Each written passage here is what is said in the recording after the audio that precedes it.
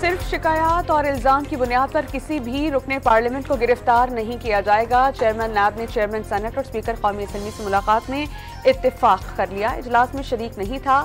ترجمان نیب کی Dawn news سے گفتگو، ملاقات سے لا علمی کا اظہار۔ وزیر اعظم نے وزارت آئی ٹی کو وزارتوں اور ڈویژنز کو مینول فائلنگ سے ای آفس پر منتقل کرنے کی ہدایت کر دی۔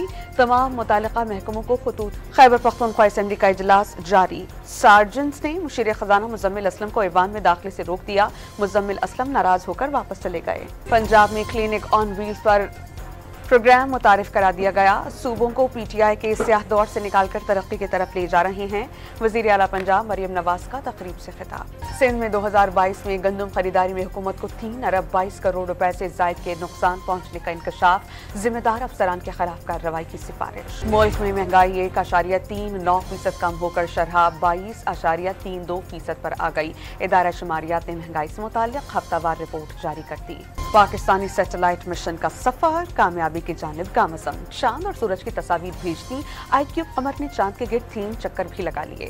گجرانوالہ میں تیز رفتار کرین نے رکشے اور موٹر سائیکل سواروں کو کچل ڈالا، 4 افراد جاں بحق، 4 زخمی، کرین ڈرائیور بھاگ نکلا۔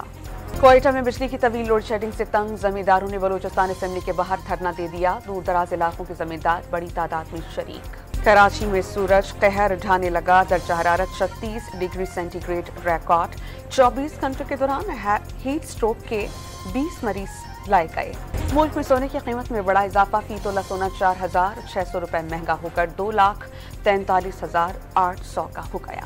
تائیوان کا مشرقی ساحل 5.8 شدت کے زلزلے سے لرز اٹھا۔ زلزلے کی گہرائی 10 کلومیٹر تھی، فوری طور پر کسی نقصان کی اطلاع نہیں۔ اور سلطان ازلان شاہ ہاکی کپ ٹورنامنٹ میں پاکستان اور نیوزی لینڈ کے درمیان میچ ڈرا ہو گیا۔ قومی ٹیم فائنل میں کل جاپان کے مد مقابل ہوگی۔